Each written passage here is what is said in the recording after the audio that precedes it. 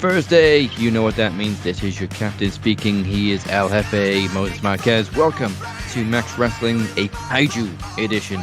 This is episode 458, and we thought we were done with special events for the year, but Christmas is coming early next week, as it's shaped up to be one of our most anticipated events of the year. It's coming, and Santa's pack is extra full.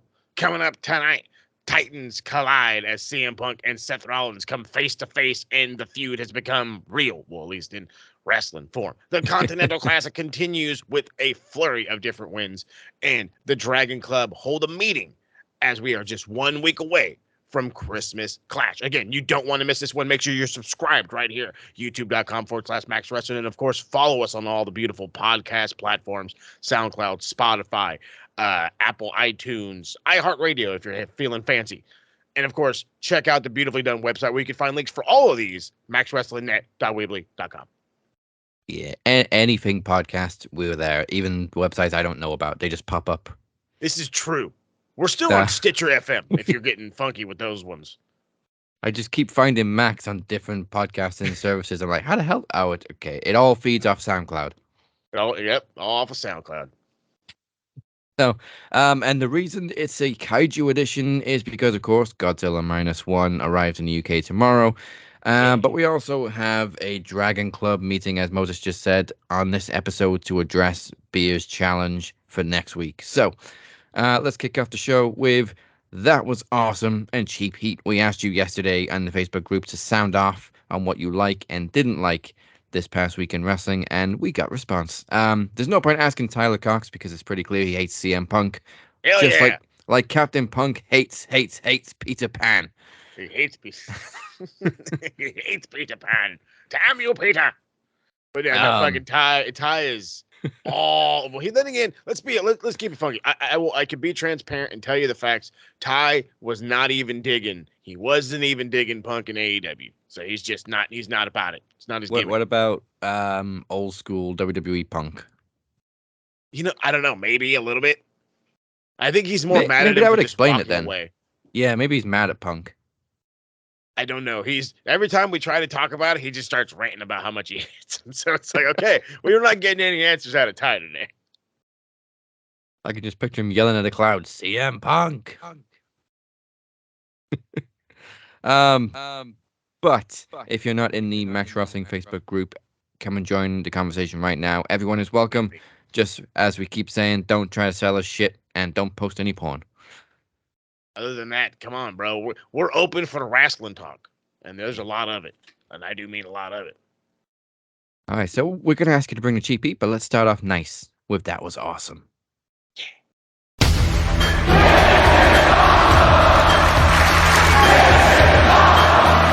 All right, so the post that I put up asking for you to sound off reached 51 people, and only Kenny replied, so everybody else, step your game up. Where's the other 50 people that read the post? I want to know what you like and didn't like. This is for real. Like, come on. Chris didn't need to comment because we see Chris's posts. He tells us exactly what he likes and doesn't like. But good to hear from Chris Kenny. Chris got in for the MVP, man. So what Kenny thought was awesome was the men's Iron Survivor Challenge on Deadline. It was booked so well. Also, the promo production for Nakamura's promo on Raw was amazing. Yeah, loving Nakamura's promos. First of all, being in Japanese. Second of all the little anime graphics they're throwing in. Top-notch shit, bruv. Yeah, speaking of kaijus, Nakamura's a kaiju. Hey. And I haven't seen the Iron Survivor Challenge, but NXT's cooking right now, and I really need to get back into it. You and me both. Again, I'm with you. I saw the Nakamura thing. I thought that was badass. But outside of like wrestling, I really didn't see too much that really tickled my fancy. Like really, really did. Like I'm really trying to think. Was there like something? You know what? I'm gonna say it.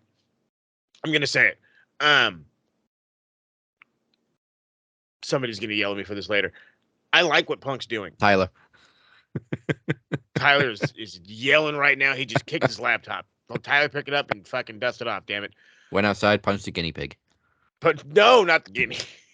but I have to be honest. It was his return. I hated the whole thing from the jump. I did, because my whole idea was you're literally throwing a fit over here to go do the same shit over there with supposed adults. Here's the thing. Are you like I keep going back to it. Is like, are you not adult enough for yourself? Like, you can't monitor yourself. You have to have adults around you to be monitored. That's beside the point. But I've been liking what he's been doing, showing up in NXT, doing the thing with Shawn Michaels. I thought that was awesome. I thought their back and forth was really cool. And then I'm loving him and Seth. So it's like, that's for me, that's this awesome week. It's like, and I hate having to bring this up. It's like, because I bring this up because I got into a very heated argument with somebody on TikTok that now claims that CM Punk is the greatest wrestler of all time. He's above He's above The Rock. He's above John Cena. He's above Steve Austin somehow. But I mean, it just.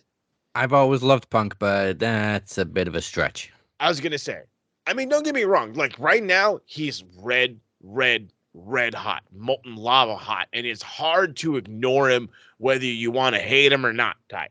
But it's and what do we always say? Respect. You know what I mean? When you got respect, it's fucking earned. You know what I mean? It's garnered. He earned it. He has to get it. You know what I mean? Yes, he ran away like a bitch. We get it. Yeah, we don't know who really threw the first punch. Yeah, whatever. But how he's playing it is great. And the fact that nobody's taking jabs on the other side is kind of making me a little bit worried. But they don't. Yeah, because they've lost a moneymaker. Look at what Punk's done in 3 weeks. I mean, I think that was going to happen anyway. Oh yeah, I mean, really WWE were always going to welcome him back. WWE fans were always going to welcome him back with open arms, mainly because he went to AEW and failed. That for sure. Weren't they saying like 2 years ago he's not a needle mover?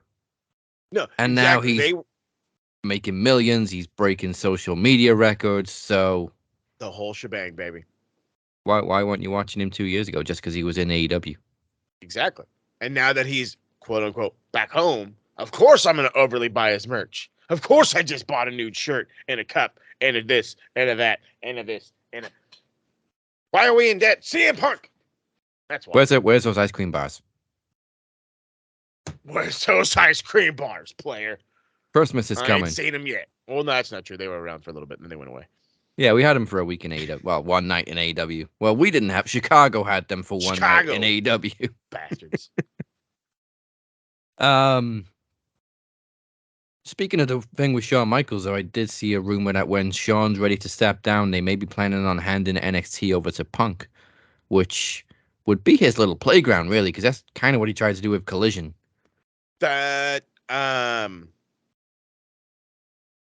He would be in his element with a bunch of young pups running around booking his own show.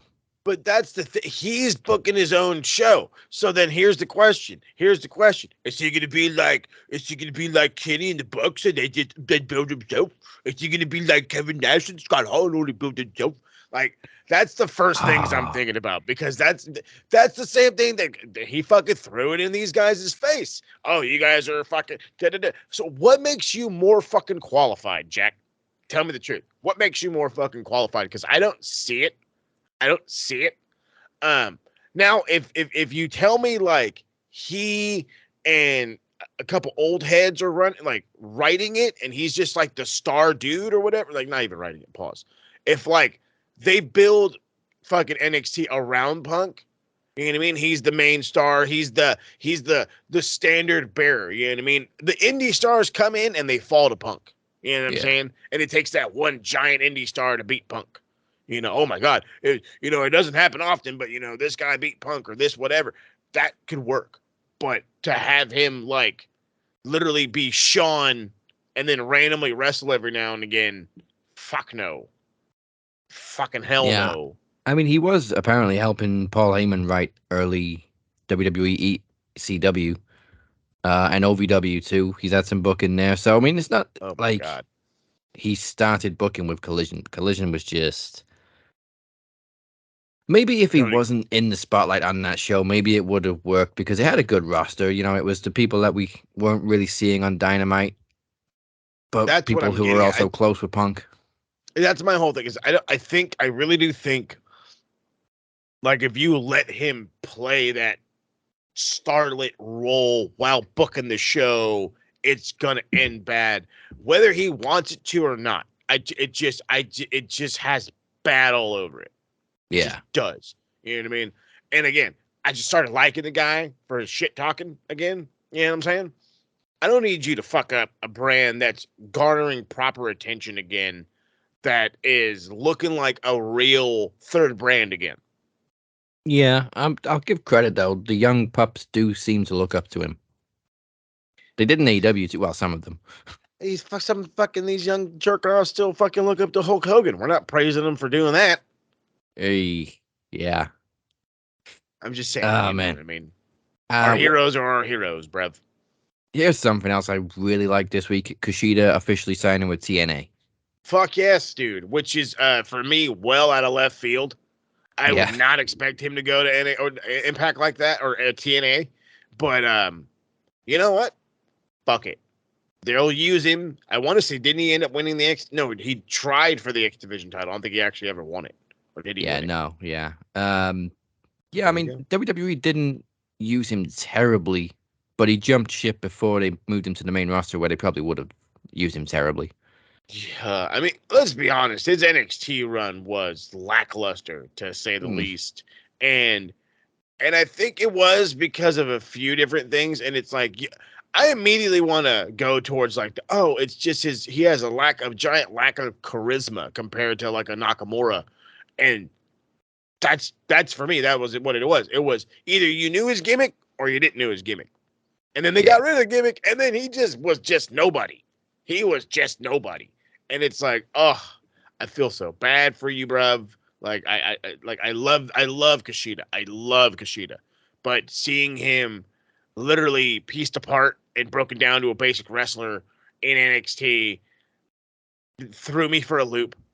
Yeah. And now I'm hoping that maybe he could at least like, I don't know, maybe he can convince Alex Shelley to come back onto the good side, be a good guy again, and the time splitters can reform. Who knows? Who knows? Yeah. I mean, I'm liking Shelly as world champion right now. That too. I never thought like no disrespect to him. I never thought years ago Alex Shelley would be the guy to like lead your company as a world champion because he's always been a tag team guy mainly. Yeah. Yeah, it's not a jab. It's not a jab. We've always just seen you in this light, though, bruv. But I mean, Shawn Michaels was always a tag team guy, and look what he did. But there's a difference. You see what happened He when they had Marty actually Jannetty. exposed. He beat the shit out of Marty, but yeah, like they actually pushed the shit out of him, like they're doing with Alex Shelley. Thankfully, Chris Sabin is not a coke-headed fiend. Thank God. Man, that sounded pretty harsh, but I'm sorry. All right, let's move on to Cheap Heat.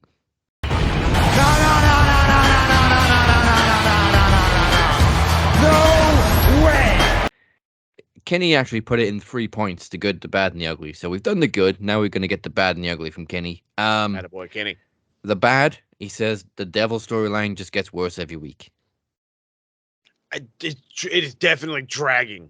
Yeah, I do think it's run out of steam now. Yeah, it's running on tired legs. But it doesn't help that Adam Cole and MJF are both injured. Yeah, because it just adds to the fucking speculation. Now we've got to drag it out because the two people that are actually running the storyline are both on the shelf. Yeah. And one of them's your world champion. Yeah. Yeah, fucking Tony Khan, unfortunately, is in a corner now. And this wasn't his own doing. It's just guys got hurt. Yeah. Hopefully we'll get some kind of resolution at World's End. Maybe a reveal. I don't think they can drag it out much longer than that. And if it is Adam Cole, then his ankle should have healed by then. Fucking 2 weeks. You're dragging it out a little over 2 weeks. Yeah, you better finish it in the next fucking 2 weeks. I swear to you, because if we're going into the new year with this Devil storyline, there's a problem.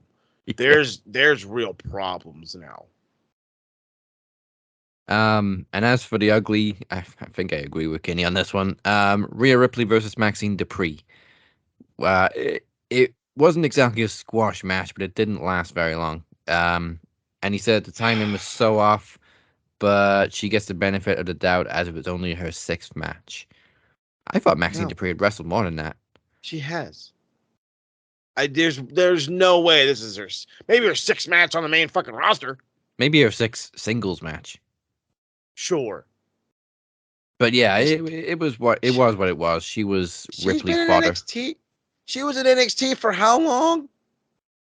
Did she wrestle in NXT? Yeah. Oh, okay. I thought she was just a valet.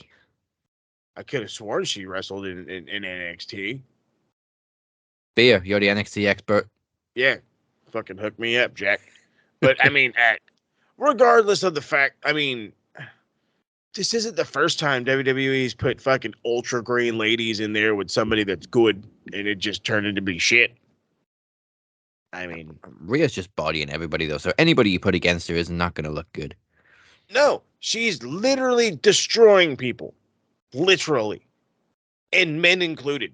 Just not in a match. So, She's destroying them verbally. Yeah, which is just beautifully done, by the way. And so, I mean, we can't get super mad. I mean, yeah, Dupree sucks. We could just get past that part. Yeah, she sucks. Okay, moving on. Rhea's dominant. Yeah.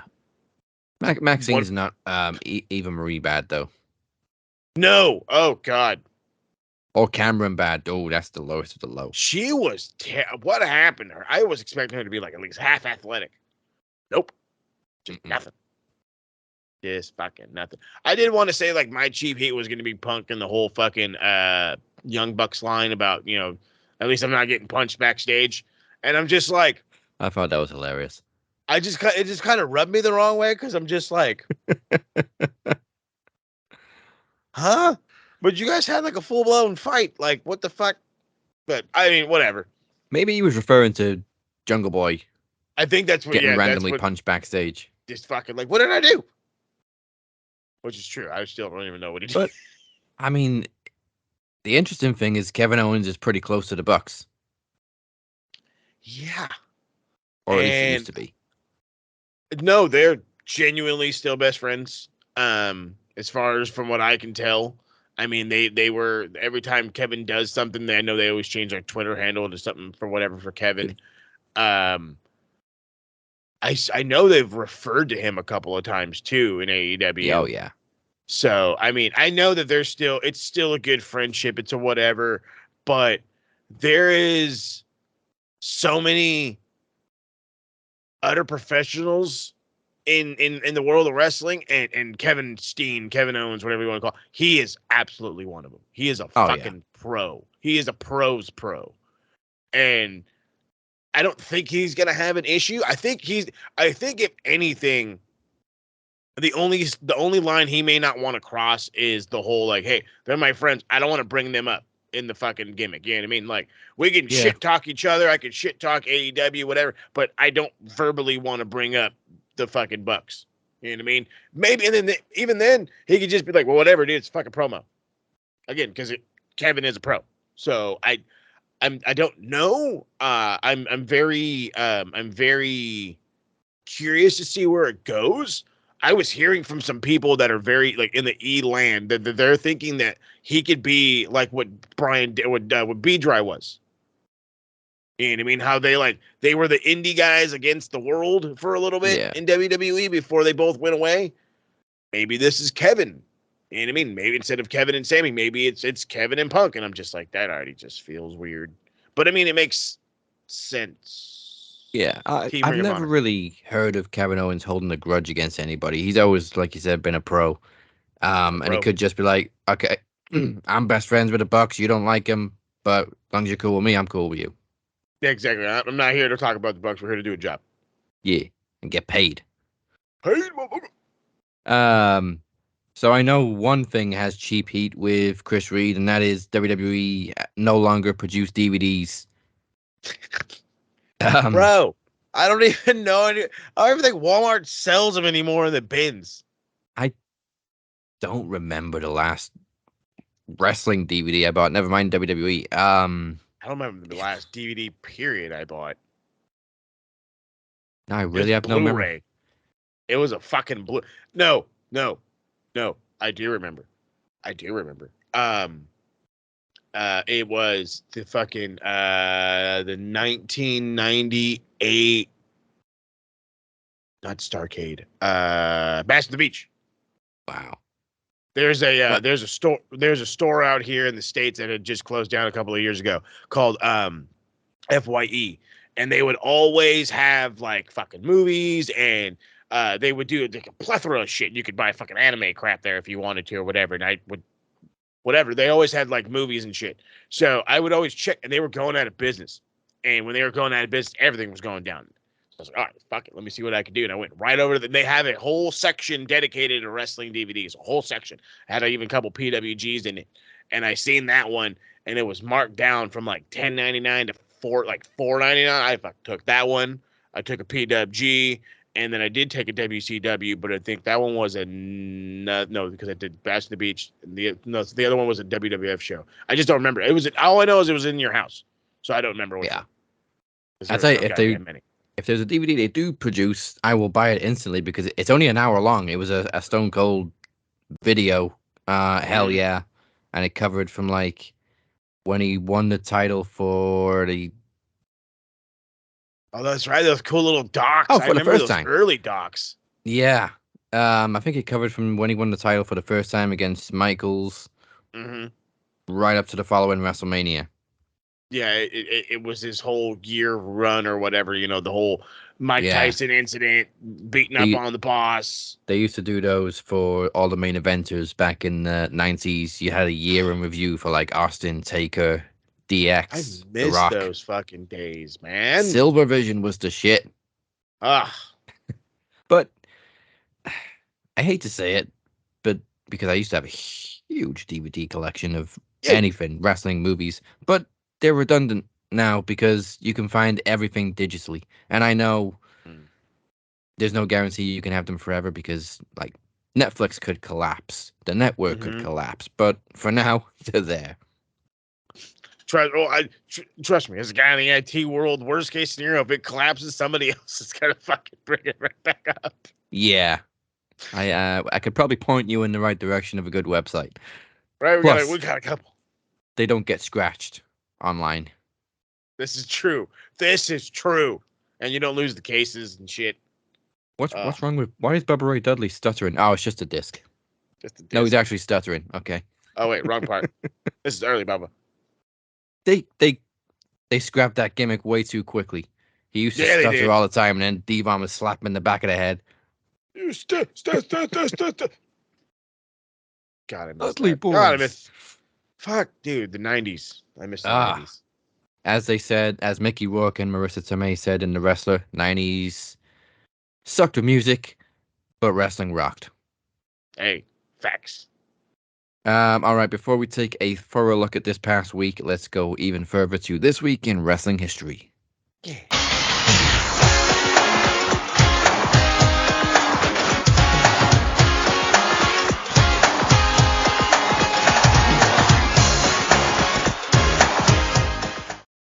All right, there is this old saying, 'tis the season.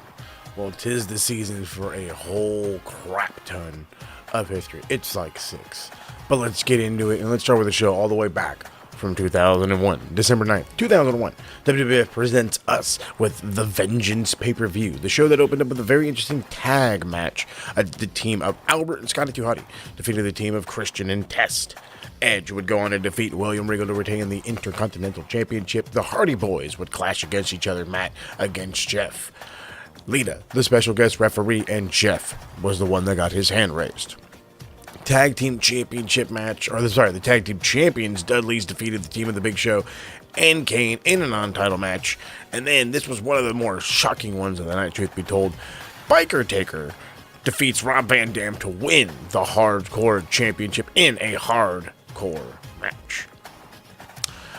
We had Trish defeating Jacqueline for the to retain the women's championship. This, of course, was Trish's time, and her and Jacqueline was kind of like a normal feud. But yeah, Fun stuff. And then this is where this show gets a little bit historic, besides the fact that it all went down in beautiful, sunny San Diego, California. Stone Cold Steve Austin would defeat Kurt Angle to retain the WWF Championship. Then we would see Chris Jericho, yes, Chris Jericho, defeat The Rock to win the WCW World Heavyweight title. Then Jericho would do the unthinkable. Not only did he end up beating The Rock, but he would go on to beat Stone Cold Steve Austin to win the WWF title and start the era of the undisputed title. God, what a day. Let's go a little more modern. December 10th, 2022. Ring of Honor's final battle, and I will admit I had a couple of them to go off of it, but for some reason this one felt right. I think this was more of like the AEW invading Ring of Honor thing. But anyway, it was great nonetheless. The show started out with an awesome tag match. Top Flight versus The Kingdom. Top Flight comes out your winners. Then we saw AR Fox teaming with Blake Christensen, defeating the team of Dralistico and Rush. Athena would then dethrone Mercedes Martinez to win the Ring of Honor Women's Championship. The Dalton Castle and the boys would defeat Brian Cage and his big, strong, muscly buddies, because I can't remember their name right now, to win the Ring of Honor 6-man championships. Wheeler Yuta and Danny Garcia would go to war for the pure title, and it's Yuta that would walk away with the gold. And then, of course, R.I.P. to Jay Briscoe for the infamous double dog collar match, FTR versus J. Mark Briscoe, for the Ring of Honor Tag Team Championships. And it was them boys that walked out, I believe, 13-time champs. Yeah, still crazy. Samoa Joe appeases the crowd by stomping out Juice Robinson and retaining the Ring of Honor Television Championship. And in the main event, it was the Ocho versus Claudio Castagnoli, who was fresh off the WWE boat, and he wins his first world title by defeating Chris Jericho and winning the Ring of Honor World Championship. December the 11th, 2014. History is a thing this week. But then again, with the holiday, we got to be kind of special. NXT R Evolution. The show gave us the debut of Kevin Owens, which led to the slaughter of CJ Parker, broken nose aside. Owens looked at $1 million, and luckily we got to see Parker go to Japan. So hey, it worked out for everybody in the end. The Lucha Dragons, oh god, I missed those guys. The Lucha Dragons would defeat the Vaudevillains to retain the NXT championships, tag team championships. Baron Corbin, when he was kind of tolerable, he's gotten better, would go on to defeat the Perfect 10, Ty Dillinger. The team of Hideo Itami and Finn Balor, both guys fresh off the boat from Japan, would go on to defeat the Ascension. I remember when those guys were awesome. Charlotte would beat Sasha Banks to retain the NXT championship. Yeah, I know, but even in NXT, she was ultimately not superly dominant. It was whatever. It's whatever. The main event, however, is the most historic. Adrian Neville, oh god, I don't miss that name, versus Sami Zayn for the NXT Championship in a ladder match, and Sami Zayn pulls the upset of the year, winning the NXT Championship. He is then surrounded by other NXT wrestlers as they congratulate him for doing the unthinkable and finally winning the big one. And that's when Kevin Owens comes out and he's hugging his best friends, which then leads to his death and demise while he's powerbombed on the apron. What a pal, Kevin. What a pal you are. Let's get funky. December 13th, 1998. And I'm fair warning you, the next 3 of these are all December 13th. Just different years. So 1998. Y'all ready for a super weird one, okay? I don't know if anybody remembers this. If you do, I need to hear it in the comment sections. WWF Rock Bottom. Personally, I don't remember it. Steve Bachman would go on to defeat Owen Hart via countout. The Brood, yeah, Edge, Christian, and Gangrel would go on to defeat the team of Al Snow, Bob Holly, and Scorpio. What the hell kind of team is that? Goldust would defeat Jeff Jarrett via DQ. Shocker, I know. For those who don't remember, though, Jeff Jarrett used to use Deborah basically to strip and distract guys so that he could try to get a win. And when things would go awry, he'd bust out the guitar. Like a prick. The New Age Outlaws would go on to defeat the team of the Big Boss Man and Ken Shamrock. Talk about a weird team. We saw Mankind defeat The Rock via countout, or knockout, I should say, which is submission via Socko.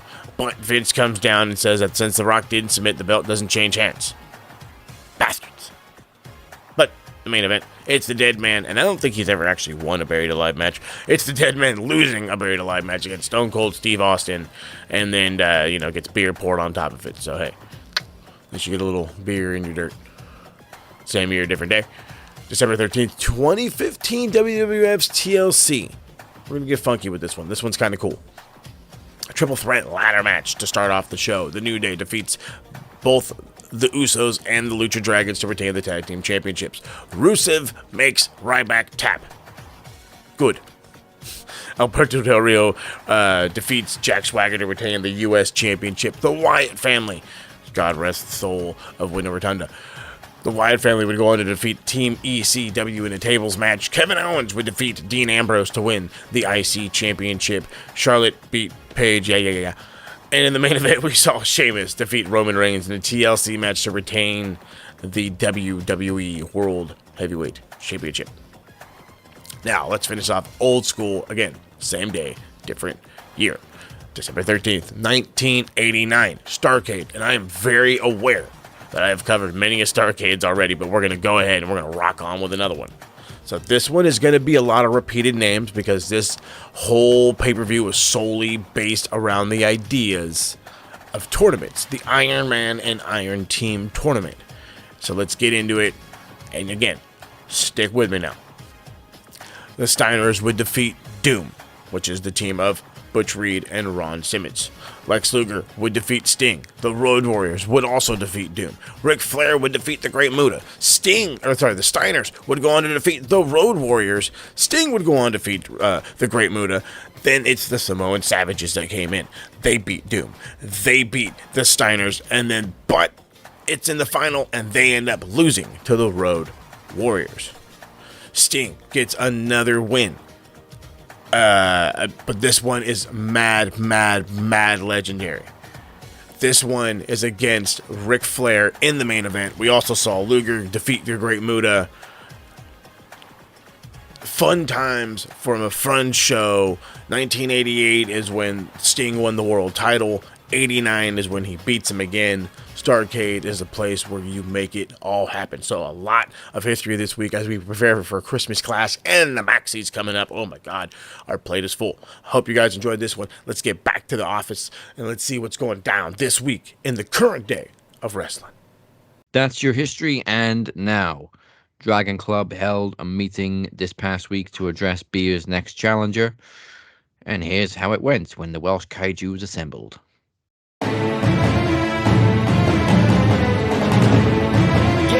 They tell you that you should quit trying. You were too small and you were too young. They tell you the chance is too slim, the world is too big, but you say how come? I'm ready to light a new fire, raise a new flag, to cross a new sea. And if I'm ever the one in your way, then put your head down and run right through me.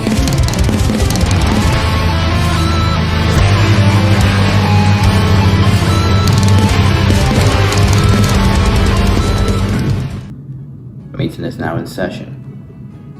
We all know why we're here. Beer has issued a challenge to any Dragon Club member for Christmas Clash next week. Thanks to Santa. I still don't think I deserved a kendo stick to the head. To be honest, I didn't know. I just finished Trivia Takeover. That was in June.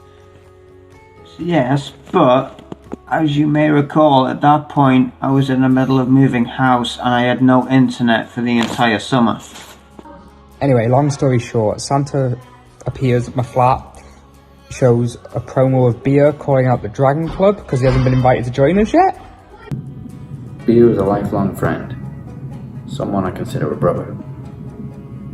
But he hasn't quite reached Dragon Club level yet.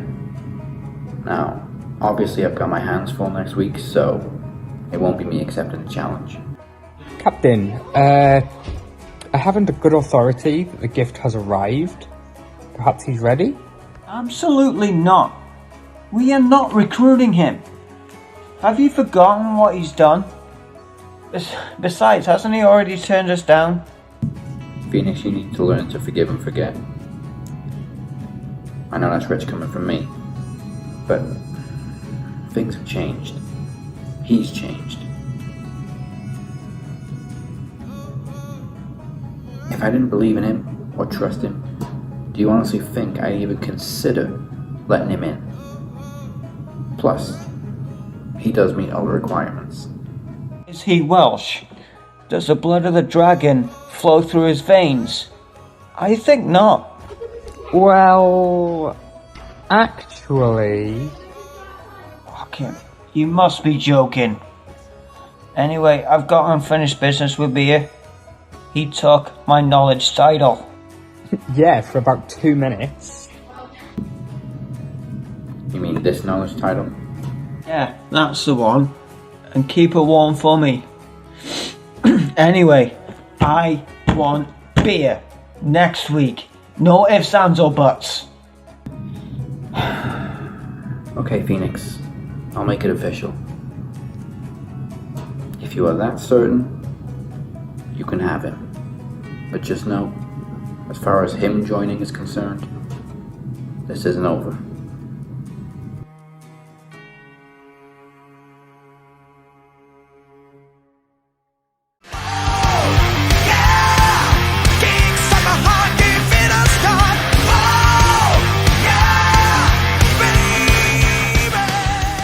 Welcome back to the Cap and Mo Show. This is your captain speaking. He is El Jefe. Make sure you are liking and subscribed on YouTube. Follow us everywhere, and for all the information you need, go to maxwrestlingnet.weebly.com.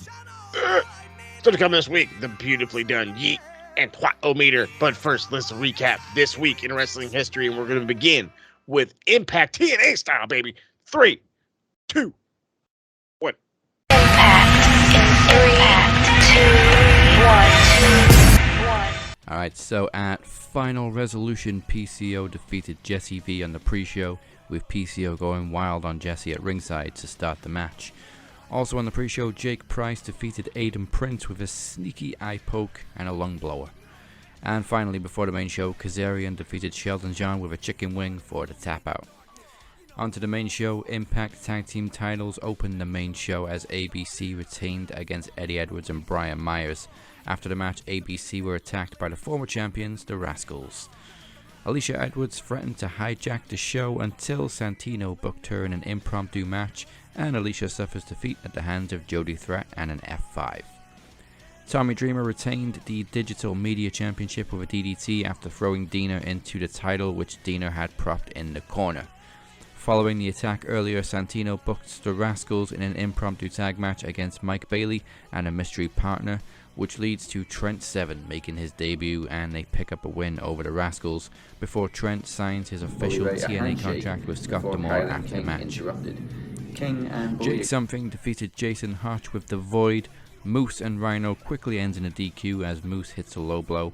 Rhino called for a street fight, which Moose originally turned down until Santino once again threatened to take away his title match at Hard to Kill. With tables, ladders, chairs in action, and a referee gored through a table, Moose picked up the win with a spear. Jordan Grace and Trinity defeated Deonna Purrazzo and Giselle Shaw in what was seemingly Deonna's final appearance for Impact. Kazuchika Okada, yes, I know, hell froze over, was announced to team with Motor City Machine Guns on January 14th against Edwards, Myers, and Moose. And in the main event, Josh Alexander and Zack Sabre Jr. defeated the Motor City Machine Guns as Alexander hits a C4 spike on Sabin. Alexander and Sabre Jr. celebrate as it's announced also that Will Ospreay will return for a rematch against Josh Alexander on January 14th. And now, over to Moses for the Rampage Report. This is Rampage, baby. It's a show that y'all been waiting on. Adrenaline pumping your chest. This is Rampage, yeah. Alright, y'all already know what time it is. It's time to get down and funky. It's time for the Rampage Report. Orange Cassidy defeats Angelico to retain the international title with the Orange Punch after Danhausen, he's very evil, hits Serpentico with his own punch right in the Momidaddy button. Abaddon defeats Trish Adora, and after the match, another confrontation with Julia Hart, teasing Abaddon with a shot at the TBS title. Ooh, can't wait. Another squash. Takeshita and Powerhouse Hobbs are absolutely just murdering folks, and this time it's at the expense of CD Christopher Daniels. and Matt Sydal. In the main event, it was Bryan Danielson rocking the eye patch, picking up points in the Blue League with a submission victory over DG, Daniel Garcia. Now let's move on to the east side of things, because it's time for the Cap to recap the Smack.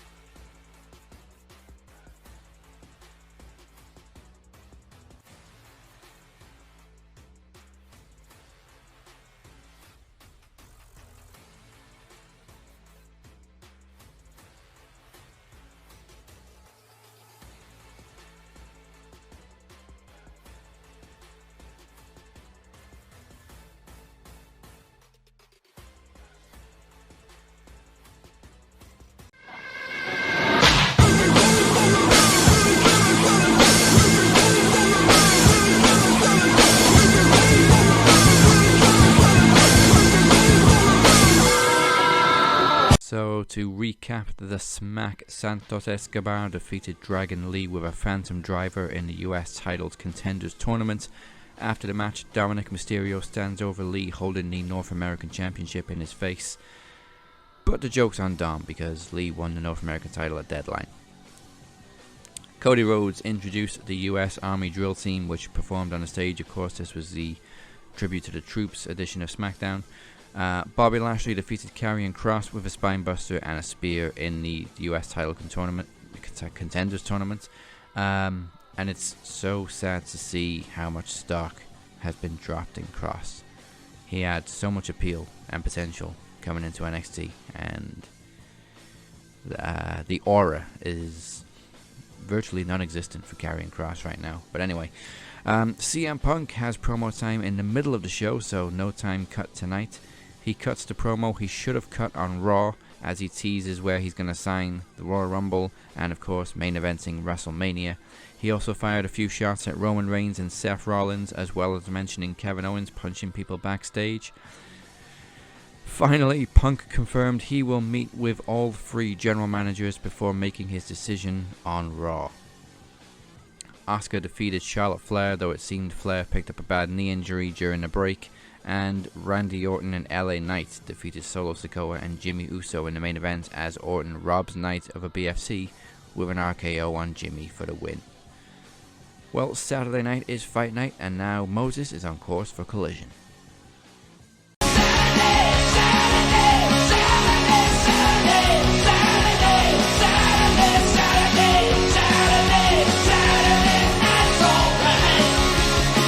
Alright, boys and girls, let's finish up this week, or at least from my side of the point of view. Let's jump in to the Collision course, and Collision was actually very good this week. Eddie Kingston finally, he's still alive somehow, some way, finally gets a win in the Continental Classic, picking up 3 points with reversing a roll-up on Claudio Castagnoli. Let's go, Eddie. Backstage, Renee asks Hooks about his issues with Wheeler Yuta. Yuta interrupts as the two exchange words, and Yuta then challenges Hook for a future match. Willow Nightingale, my girl, picking up a win against Mercedes Martinez, but then she was attacked by Mercedes and Diamante after the match until Chris Statlander comes out to make the save. Renee interviews Daddy Manik and Cool Hand Ange. Of course, Jake Hager backstage. Hager is very upset with Danhausen, shoving his hat down his pants. How dare you, that is my favorite hat. He loves that hat. Loves it. Ruby Soho and Saray still aren't getting along. Just can't say I blame him, you know. Saray then tells her that she'll be on her own next week when she faces the returning Riho. Looks like they're going to split soon.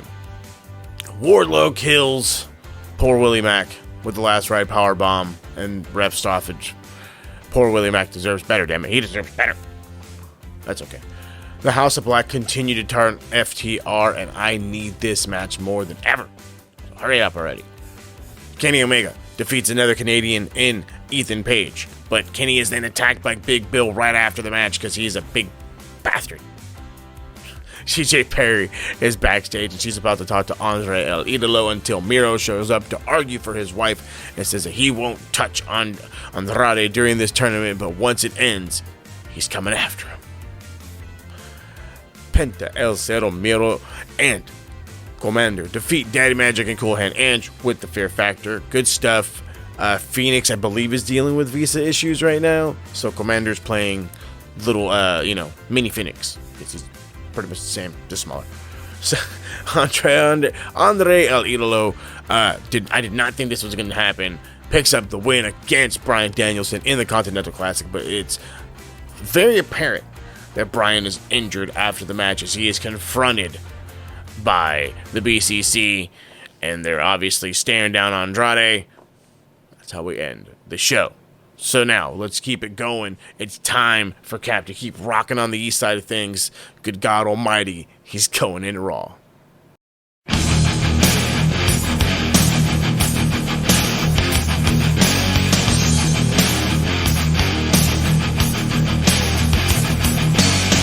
So going in Raw.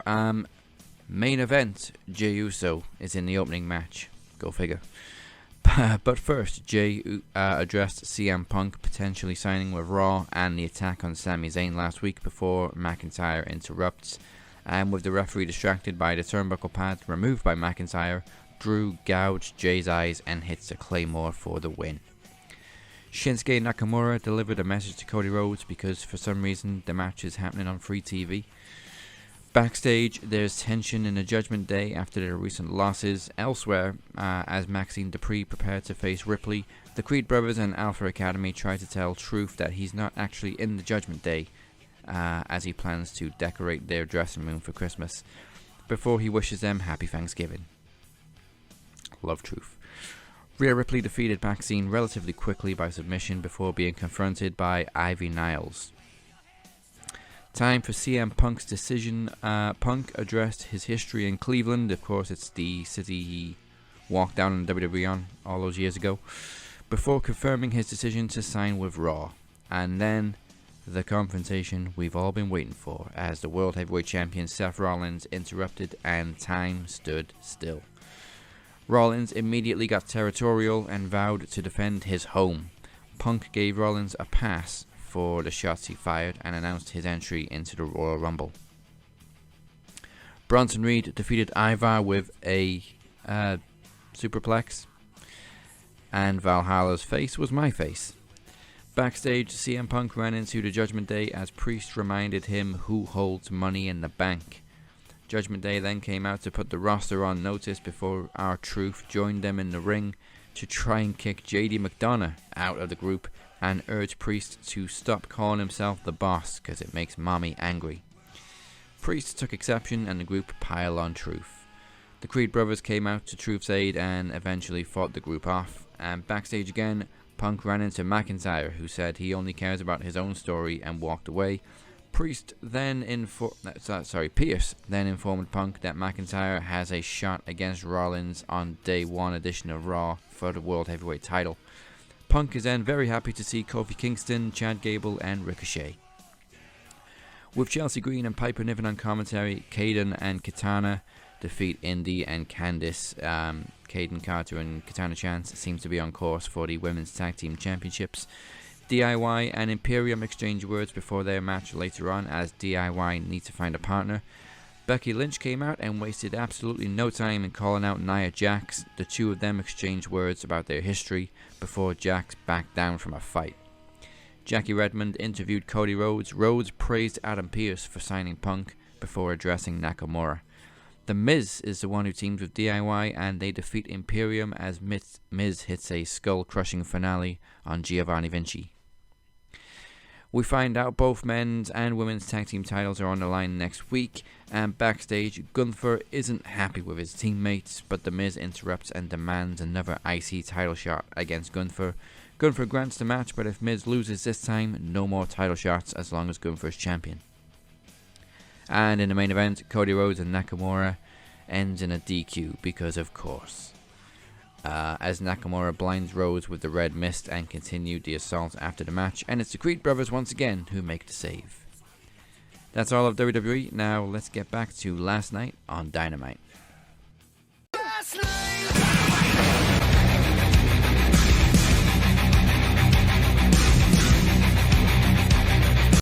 All right, let's jump into some Dynamite. It was actually a relatively fun show. I definitely got distracted while I was supposed to be cooking dinner.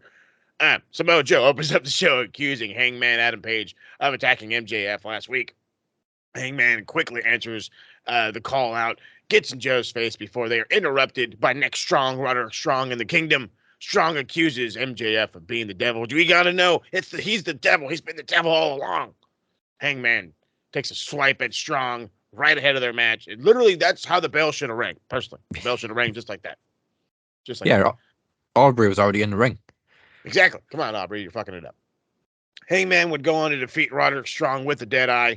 We would see Andrade El Idolo defeat Brody King with a hammerlock DDT, picking up 3 points. Pretty dang good match. You know who I want to see now after watching this one? I want to see Roosh and Brody King. Physicality, baby. Physicality. Backstage, Renee interviews the Von Erichs, David Von Erich and the Claw. Love it. Before Orange Cassidy interrupts and asks them to tag with him on Rampage, and I think all signs point to the Von Erich boys being signed to AEW. Probably even Mr. Daddy Von Erich, David Von Erich himself. That'd be who good. knows? Danhausen killed me with one line. Yes. You're betraying us. Yeah. I love Danhausen being back is the greatest thing right now about AEW. Fuck CM Punk leaving, Danhausen's back and all good with the world. The Golden Jets reunite after Jericho's injury. They call out Starks and Big Bill. Both teams trade shots. I swear to God, I really did think Jericho was going to hit Starks with the same exact line that Adam Copeland did. And then he kind of switched it up a little bit. So I've seen a lot of heat on this segment. And then there was obviously the insults and Jericho and Kenny comparing him to Enzo Amore, Ricky Starks to Enzo Amore. And I broke up in hysteria. And, that was a good line. And immediately remembered that was my favorite catchphrase ever. SAWFT Swift. So it's good shit. Good shit. Tony Storm on commentary. I don't mind it. Even old-timey Tony Storm could be on commentary all day long. Riho defeats Ruby Soho with a dragon suplex and then a Meteora. Riho slowly getting more love from this crowd. I think people forgot her. Yeah. I really do. It's not like we don't like her. I think they just forgot her. This one was a good one. I mean, I think they've done battle before in Ring of Honor. Roosh, Jay Lethal, very good match. Physicality there. Roosh won with a sleeper. Didn't see that one coming, but picking up dubs in the tournament. He's still very much in the running and could possibly win it. He's just got to win out. So does Jay White, believe it or not. Speaking of Jay White, Mark Briscoe falls to Jay White as he's on his way to continuously hope to pull off the win in the Continental Classic. Then in the main event, the deadlock is controversially broken up by. So the whole thing is like, and it's this whole thing is still getting me too, because like I love how this was written out, but it's the truth. It was very controversially broken up. Moxley rolls up Swerve, grabs the tights. Ref doesn't see it. However, we see Swerve's shoulder up. I don't know if this is going to come into context with points later on. I don't know if they're going to force a triple threat, maybe. Who knows? All I know is now I'm even more invested. At the end of the show, Hangman is absolutely viciously attacked by whoever the Devil's men are outside the arena. They powerbomb him onto a fucking car that the Devil was driving, which kind of made no sense. I'm like, this guy's got to drive it back to the rental company. You're ruining a car for no reason. But I have to say it. It's one of them is obviously Wardlow. Wardlow. The pure size of the fucker. You know what I mean? It's either him or it's one of the dudes from the Gates of Agony. You know what I mean? Travis pointed out that one of them wears the exact same wrestling boots as Wardlow. Yeah, that was a thing going around. And I'm like, they're just boots. They're just boots, but still. They are very basic black. For the frame of these fellas, the one guy looked exactly like Wardlow. I'm curious to see who the other one is. Again, this needs to come to a head. Mm-hmm. And for a second, when I saw there was an attack outside the arena, I thought I was watching NXT. Yep. As long as well, we didn't get a kidnapping, so that's how I knew it. That's was true. Yeah, confirmed it wasn't NXT. that's very true. Actually, the devil hasn't kidnapped anybody yet.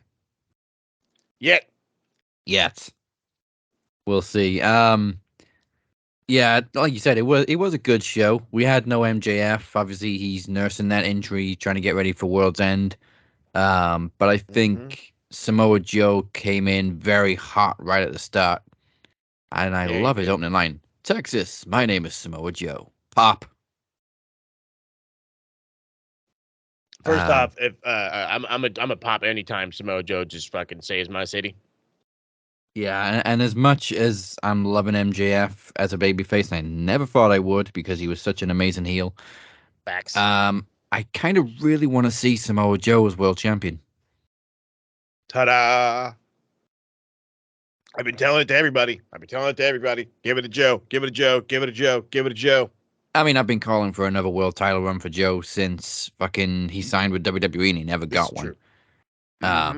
He should have. But I'm definitely gonna be in two minds come World's End because I'm gonna want them both to win. Yeah, heartstrings, baby, heartstrings. But yeah, good show. So, Christmas Clash is the 50th Max Wrestling event, and it is next week, December 21st, and you don't want to miss a single slice of this Christmas pudding. Ooh, no, baby. After snatching the Knowledge Championship and promo series, the captain immediately accepted a rematch against Daniel Crimmins. They have been rivals all year long. Will this be the final chapter? As per the Maxie's vote, it will officially be the best of 7. Yeah, fair enough. Very close to how I think we've always done trivia like one question at a time, me and DC. So I thought it was going to be a little bit different, maybe best of 3, not best of 3, 3 stages or full trivia mayhem, but hey, I'll take best of 7. Maybe it'll be over quicker when he beats me.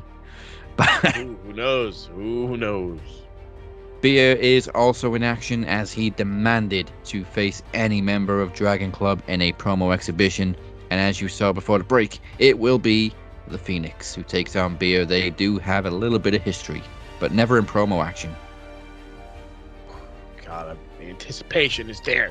There's an old saying, there is no rest for the weary. Well, there is no rest for the captain, as he has to now not only defend the Knowledge Championship, but also the Television Championship. And guess what? Another rematch. This time, Chris Reed wants his revenge. He was unsuccessful on Halloween. Will he take advantage of his second chance? It's TV rules for the TV title. Yeah, basic TV rules this time. No gimmicks or anything like that.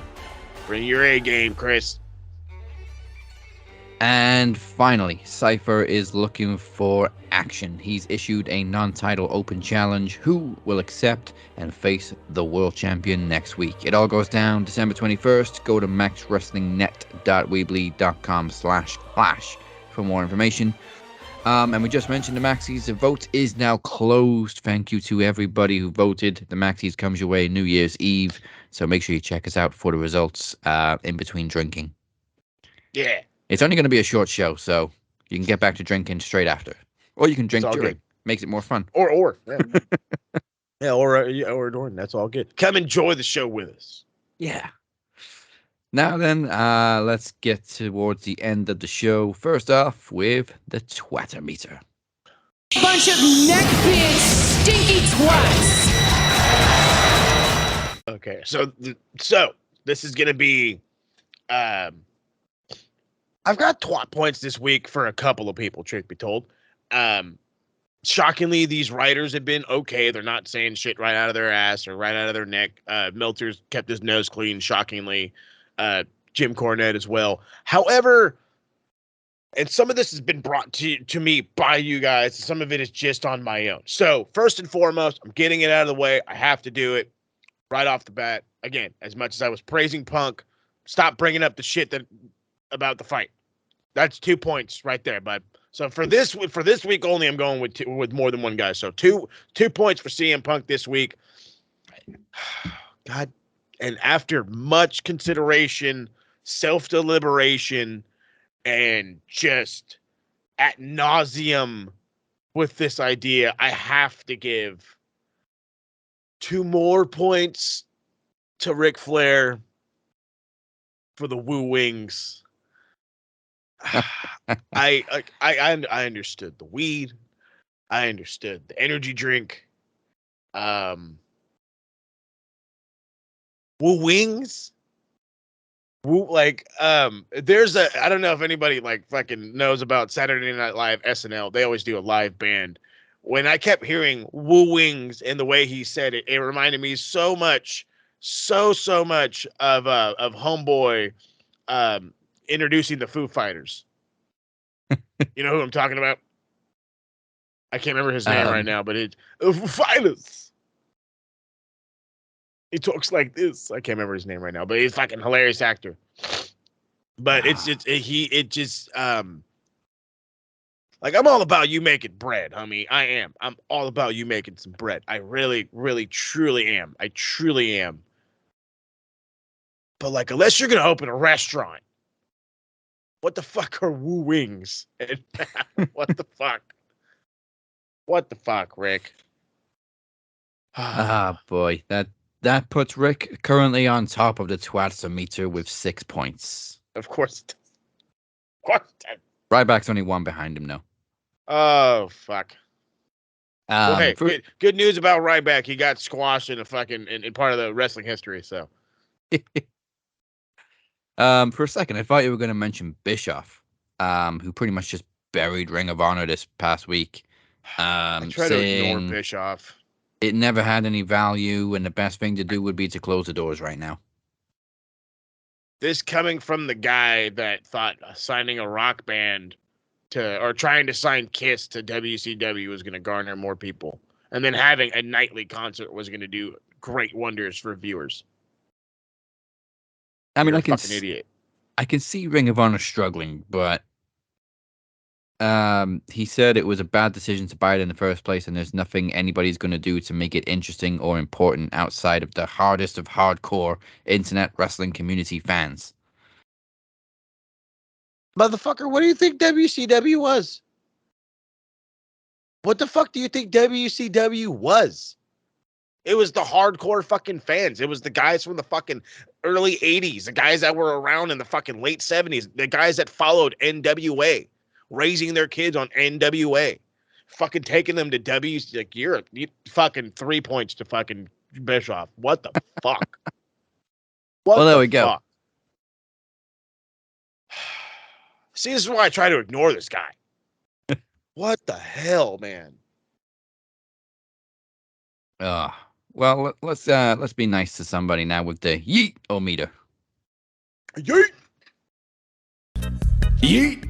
You feel me? Like, for real. Do you feel him, sir? All right. I think I'm gonna split mine this week too. So first off, 3 points to Toni Storm because I fucking loved her commentary last night. Just so much charisma with this gimmick. I think that's probably the most I've enjoyed her gimmick in weeks. I've been loving it, so I'm not gonna say I've liked it any less or anymore. I've just been fucking loving it, and I'm surprised. You know what it is? I get more and more surprised that this hasn't happened before. How has nobody looked at Toni Storm and said Marilyn Monroe? Yeah. How does nobody look at her and say this?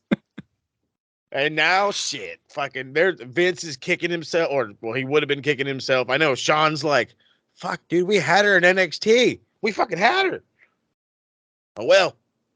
Excellent shit. And finally, I'm gonna redeem Punk a little bit. I'm gonna give him 2 yeet points too, because he's becoming Uncle Phil. He is. Oh, God. I love the way you put that.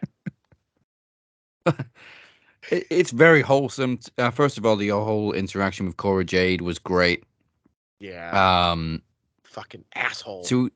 to anybody uneducated, it looks like she is kind of not very interested. But to anybody who is educated, would know she is completely worships Punk and has done for years. He's probably one of the reasons she got into wrestling. She's only been wrestling for like 5 years, I think she said. I want to say Like it was less Deadline was than her that. 5th anniversary. Yeah. Oh, okay. Then So I thought. Yeah, that's right. like she was completely starstruck, and just to see that, you know, it's nice to have that praise from the veterans sometimes. Sometimes. And then of course he went on IG and posted a picture with his kids, which was Cora Jade, Roxanne Perez, and then you see little Larry down at the bottom. Hey, you know what, dude? Like I said earlier, I'm enjoying what he's doing. I understand what the position is. And if you're going to actually act the way you were supposed to act in AEW, in WWE, I can't say, all is forgiven, but hey, at least you're making amends. Regardless of where you're making it. It's about the youth. It's about those up and coming kids, because I work with children. Well, guess what, player? You're working with them now too, and you're really not complaining. I think just maybe you were a little bit bitter, maybe a little too big headed, but hopefully this is a sign for you to chill the fuck out. And you can, again, just like how you were supposed to do in AEW, you can do good here, bro. You can do good here. You could be a true mentor. Don't be a dick. Well, there you go. Punk is very Marmite. You either love him or you hate him. And this week he's got 2 weak points and 2 twat points. So, hey, yin yang. Hey, it works perfectly for him, doesn't it?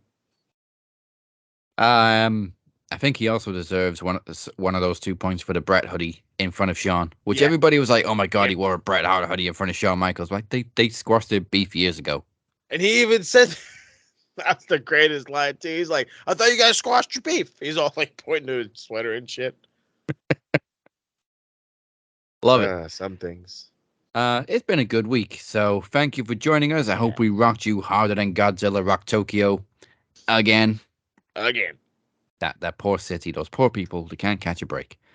Fuck, I think they've rebooted this franchise like 3 or 4 times now. Poor Tokyo. Tokyo is still destroyed. But before we go anywhere, here's what Moses has for you, Pencil Neck Geeks, this week on the A to B of Retro Rewind.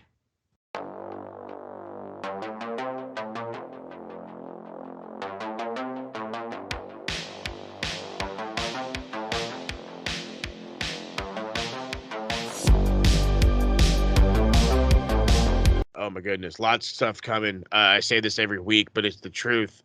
Not making excuses. Finals are happening. Not making excuses though. But no, there is. We are likely going to be doing something TSK either today, tomorrow. So they are dying to get onto the screens. What we're talking about, no idea. But a brand new episode of Kicking It with TSK is absolutely on the way. I will admit that the reason why American Tottenham has kind of halted is I'm changing the format. I'm, instead of me trying to cover the team like I know football like I think I do, I'm more just going to talk about what it's like to be an American following the English Premier League, what it's like to follow English football, period. Because, and the reality is yeah, it's an American talking Tottenham, but I have to admit that I watch almost as much Wrexham as I do Spurs. So I can't deny myself that I have been following the absolute shit out of Wrexham. Yeah, it's this guy's fault. Yeah, it's Ryan Reynolds and Rob McElhaney's fault. Yeah, it's fucking Cole Palmer's fault. It's fucking Elliot Lee's fault. It's goddamn fucking Paul Mullen's fault. It's all their goddamn faults. God, they're a fucking great team. I'm watching the rise. So again, it's an American jumping into the land of footy. That's going to be a thing. However, Bolt Rant's coming. It's coming. Justin Herbert's out for the year. Draft's picking up. There's going to be a lot. And I mean a lot. I'm not kidding. I'm looking at 3 pages of shit right now. Not like, 3. No, this is fucking 3 full-blown pages of shit. The draft is coming hot and heavy. Combine hasn't even happened. Neither have bowl games. So again, all these are just contemporary dudes that I think can fit our scheme. So keep it with an open eye. Us Charger fans are in the dumps right now with Herbert being out the rest of the season and us looking at a top 10 pick. But that could be a blessing in disguise. And of course, the only way to know about all this stuff when it drops, how to get to it, whatever, is follow us on the social. Hit us up on the artist, formerly known as Twitter, at Max Wrestling UK, at Captain 512, at SMR Podnet. All the links will be on there. All the stuff gets posted at Max. And then, of course, check out the beautifully done website where you can just go and click and check out all this fun stuff, maxwrestlingnet.weebly.com. Don't forget to hit the subscribe button, follow button. And, of course, like we keep saying all the time, jump in the chat. Facebook, if you follow us on Facebook, you can get in the chat. If you follow us on Twitter, you can get to Facebook and get in the chat. Same thing with Instagram. And, of course, check out the TikTok, all that fun stuff. That's going to get ramping back up. I promise you, there was a whole overflooding of the CM Punk that kind of took me by surprise. And I think after weeks of preparation, I think I'm ready to combat all the Punk lovers that are going to just fucking shit on me. So Be prepared for that. All right. And with that said, join us next week for Christmas Clash. 4 huge matches, 2 titles on the line, and a partridge in a pear tree. Come on. You've been watching the Cap and Mo. Goodbye. Mwah, and good night. Bye. I heard Santa's going to be Corey's opponent. Maybe.